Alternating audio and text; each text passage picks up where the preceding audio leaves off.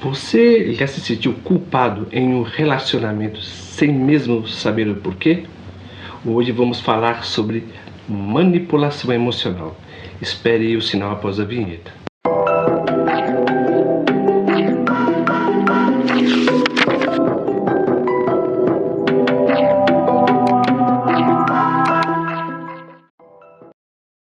O interessante quando falamos, por exemplo, sobre manipulação na maioria das vezes significa moldar com a mão, modelar. Ou seja, você faz as coisas da maneira que você quer e do jeito que você quer. Por exemplo, até um azulejista, como ele manipula bem os seus materiais, ou um pregador que manipula bem a arte da oratória. Muitas vezes manipulação não é algo ruim e nem algo bom, mas sim a intenção por trás dela. Por isso que os manipuladores, eles têm algumas táticas que são totalmente peculiares, tá bom? Por exemplo, a primeira que eles utilizam, na verdade, é a chantagem emocional. Ou seja, são pessoas que se utilizam de artifícios para obter aquilo que deseja. Ou seja, se ela não consegue pelo encanto, pelo carinho, vai pela coerção. Ou então acontece ao contrário. Se a pessoa não consegue pela coerção e pela violência, ela tenta pelo carinho. Mas como é que elas utilizam isso? Ela faz isso, por exemplo, com as pessoas que fazem parte mais do seu convívio, tá? Porque o manipulador, na maioria das vezes, é egocêntrico. É lógico que todos os narcisistas são manipuladores, tá bom? Mas algumas pessoas são manipuladoras pelo fato de ser egocêntricas. Então, como ela pensa na própria sensação que tem, na verdade, ela não vê o outro, na verdade, ela não vê a individualidade do outro. Então ela quer que o outro faça aquilo que ela sente vontade. É uma sensação, na verdade, que ela não quer perder, é uma sensação de pertencimento. Porque o manipulador, ele tem essa vontade muito grande, na verdade, de que o outro pertença a ele, mas é uma sensação que ele cria. Então, é por isso que qualquer tipo de desavença, na verdade, ele sempre tenta reverter, né? Ele não se dá bem, por exemplo, em relacionamentos duradouros, pessoas manipuladoras. O porquê? Porque ela sempre, na verdade, ela vai querer cobrar do outro e o outro sempre vai ceder mais. Então chega uma hora, por exemplo, que a corda se rompe, tá? O seguinte aspecto também que ele faz com frequência é a vitimização. A vitimização ela acontece da seguinte maneira: se eu estou tentando, na verdade, te coagir, por exemplo, mediante afeto, carinho, na verdade, e eu não consigo, o que eu faço? Eu me mostro totalmente fragilizado. Por quê? As pessoas, na maioria das vezes, são empáticas e elas são movidas, né, pelas emoções e pelos sentimentos e pela sensação. Interessante que, se você prestar atenção, a sensação que você sente pela uma outra pessoa molda a sua emoção, e a sua emoção molda o seu comportamento, moldando o seu comportamento molda a sua atitude. Então é por isso que a maioria dos manipuladores, eles pegam a pessoa não pelo lado racional, mas sim pelo ato que é estritamente emocional. Por quê? Porque as pessoas se tocam mais, na verdade, com coisas que faz alegrar, faz chorar. Quando eu me faço de vítima, a outra pessoa vai olhar para mim e vai emitir um valor que eu estou sendo totalmente esquecido ou desprezado. Olha para mim que eu me sinto tão sozinho. Então o que a pessoa olha, na verdade, uma pessoa que faz esses gestos? A pessoa automaticamente, né, me perdoem, as pessoas automaticamente já são convencidas, porque a sensação, na verdade, a emoção molda o comportamento da pessoa.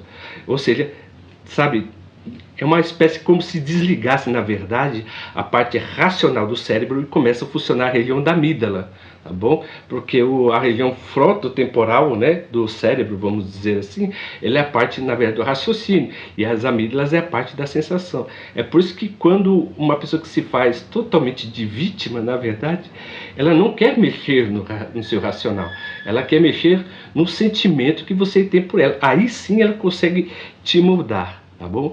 A terceira característica é a inversão da culpa. Ou seja, quando você deixa essa pessoa totalmente triste ou magoada, dentro da visão dela, ela se isola e ela se retrai. Ou seja, quando ela faz isso, na verdade, com você, você vai se sentir o quê?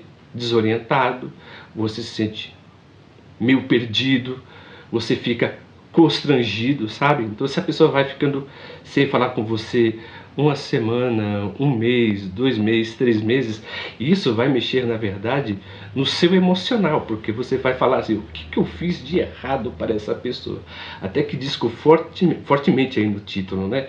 Por que você fica tão mal? Muitas vezes você fica mal e você não sabe por quê, porque a outra pessoa, na verdade, ela é totalmente manipuladora, mimada, se faz constantemente de vítima, a culpa é dos outros, nunca dela, é uma pessoa que é totalmente geniosa, você tem que falar do jeito que ela quer ouvir, você tem que se comportar do jeito que ela quer que se comporte.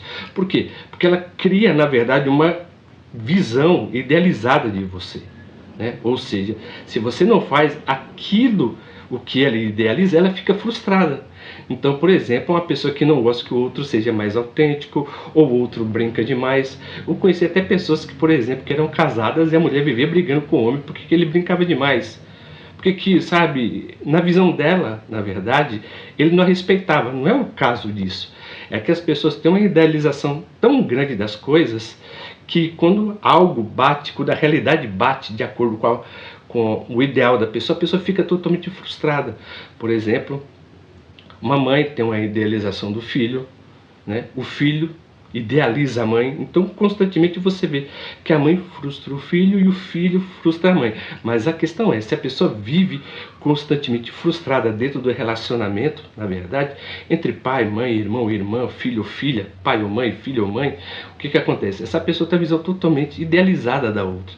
Se você não faz tudo aquilo que eu desejo que você faça, você me deixa triste. Então mostra, por exemplo, que uma pessoa que é totalmente manipuladora, ela é idealizada, retraída e na maioria das vezes infeliz. E também a outra técnica que eles fazem, na verdade, é o gaslight, né? O gaslight seria, por exemplo, mudar a percepção da pessoa acerca da realidade, deixar a pessoa confusa, sabe? A pessoa, por exemplo, ela fala uma coisa, depois muda de ideia, depois troca de ideia, depois muda novamente, sabe? Essa pessoa vai trocando, na verdade, eu digo, tá, o manipulador. E a vítima, como é que ela vai ficar? Ela vai ficar totalmente perdida, porque ela fala bem assim, nossa, mas foi aqui que eu deixei o copo. E a outra tirou, falou, não, não foi aí. Não, mas foi aqui que eu deixei meu bolo, que eu ia comer depois. E a manipulador fala, não, mas eu vi você em tal lugar. Não, você é louca. Que nem os homens falam com as mulheres, né? E as mulheres também falam com os homens. Você é louco, eu não estava lá. Então, por exemplo, quando você fala do ato, na verdade, para eles, ele sempre vai negar a favor de uma ideia. Ele sabe que esteve lá, mas só que ele não admite. Por quê? Porque na maioria das vezes as pessoas têm medo de serem descobertas, não têm medo do erro, né, vamos dizer assim, da atitude que tomam, mas só que elas têm medo de serem, na verdade, descobertas. E quando elas são descobertas, elas têm o costume de dizer a seguinte mensagem, na verdade: não, isso não tem nada a ver, viu? Isso não tem nada a ver. Não é isso que você está pensando, não, viu? Então você vê que essa pessoa é totalmente dissimulada. O manipulador é totalmente dissimulado. Então, quais são os sinais de alerta que você tem que ter com essa pessoa? Você tem que olhar, por exemplo, se você tem muito sentimento de culpa, né? Você olhar também se você sente, por exemplo, sabe, essa coisa constrangedora que você não está adequada para essa pessoa, ou para esse trabalho, ou para esse lugar, por exemplo.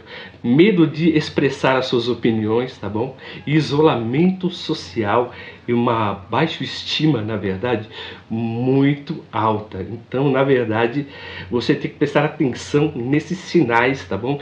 Que eles manifestam. E quais são as consequências que a manipulação ela traz para a vítima, na verdade? A mesma vai ficar, por exemplo, com ansiedade, né?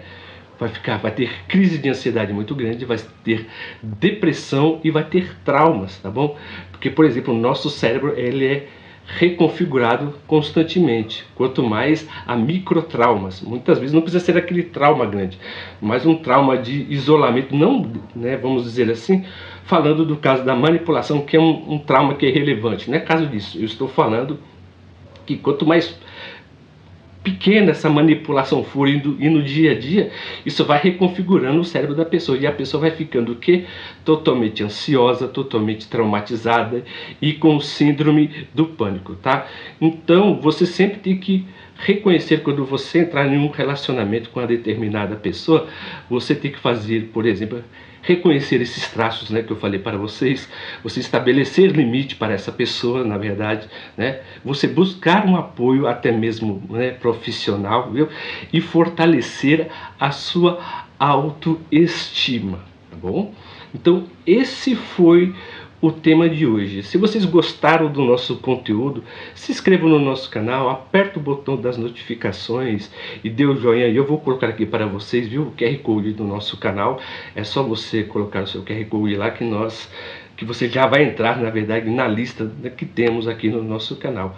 E eu também estou entrando no Substack. No Substack eu escrevo artigos, por exemplo, que falam sobre filosofia e psicanálise e comportamento, viu? Então, esse foi o tema de hoje, tá? Que eu tratei com vocês. E muito obrigado, viu, pela atenção, pelo carinho de todos. E até o próximo vídeo.